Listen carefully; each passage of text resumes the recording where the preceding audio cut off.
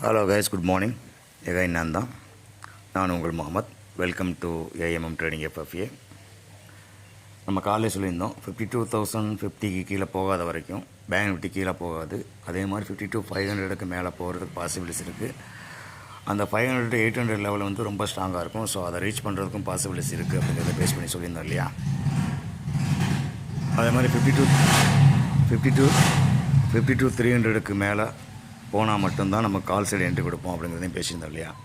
So இப்போது urgent பேசிஸாக 52,21 வந்தோடனே எனக்கு தெரியும் ஒரு பூஸ்ட் கொடுக்க போகிறாங்க. ஸோ 52,000 வந்து ஸ்ட்ராங் பண்ணிடுவாங்க. அது கீழே போக மாட்டாங்க. ஒரு சைக்காலஜிக்கல் லெவல் அப்படிங்கிறத பேஸ் பண்ணி நம்ம ஒரு என்ட்ரி கொடுத்துருக்கோம்.